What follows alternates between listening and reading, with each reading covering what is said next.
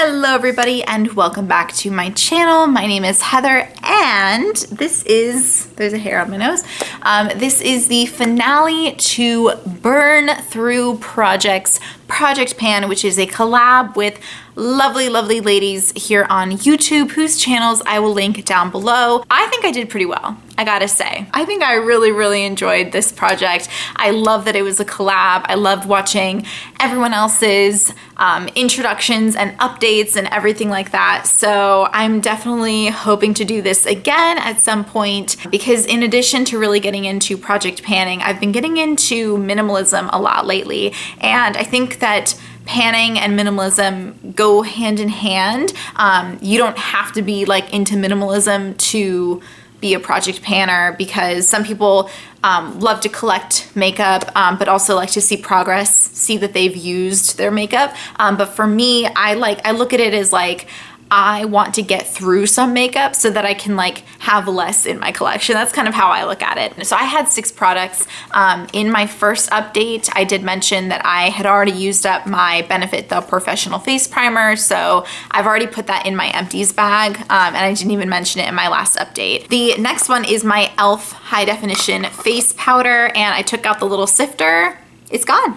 It's all gone. I'm so excited about that. It was an okay product. But mostly it's just so bulky. I don't know. And I still don't know if I like loose powder or pressed powder more. I need to experiment. I didn't totally love this product because it was so white and like almost chalky. Next, we have my L'Oreal True Match blush in Precious Peach. So there's a lot of pan showing. I didn't totally use it up. You see here that there's definitely still a ring of product. I'm definitely calling this a success. There wasn't any pan when I started the project. So it's definitely a success and I do think I will use it up soon. It's getting to the point where I'm probably gonna crumble it all up into the center and use it like that. And I'm not gonna buy it again for a really long time because I have a few other blushes that I want to get through before I buy any more blushes. Next is one, I'm gonna call it a success, but I didn't even touch it since my last update, and that is my Miraness Glossy Kiss lipstick. And I technically did hit the wall of the container right there, you'll see. So that's where I was in my last update, and I said that I might use it again, but I didn't. Like, I was so happy to have gotten that far that I'm just done with it. I'm done. I dropped it. I'm sorry. I have so many other lip products to use that I probably could have stopped using it once it got flat. I think from now on, when I'm trying to pan a lip product, that's where I'm gonna call it done and just throw it away because it is just so unnecessary unless you love the product. If you love the product, then it makes sense to like take a lip brush and like dig it all out, but I didn't love it. Like, what was the point? Next, I can't really show you progress on this because every time I try and show where it starts to squeeze out, it's like the same.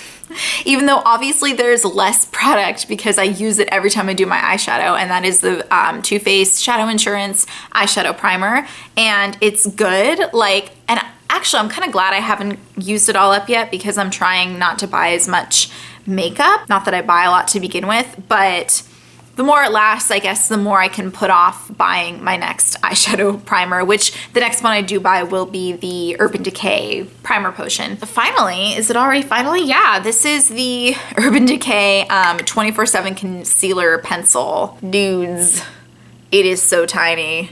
I've sharpened it a couple of times since my last update, and I did say that I couldn't sharpen it anymore, but I did manage a couple more revolutions. I just can't sharpen it any more than I already have. So I take a concealer brush and I dig out from the center in there. I am okay with the fact that it's not totally gone. I'm not gonna be throwing it away because I still do like to use it to sharpen up my eyebrows. I didn't do that today though. For some reason today I did my foundation first, which I never really do, but Anyway, so I do like it for that, and I do like it for covering blemishes. I feel like lately my skin's been freaking out, so I've kind of been using it for covering blemishes, but it's not a great under eye concealer at all. But I do have Benefit Erase Paste, so I'm not gonna be buying a concealer until this is totally gone, and that's also gone. So that'll probably be in a next project pan because I don't like it very much. It creases like immediately. So during the process of this project pan, I kind of have some honorable mentions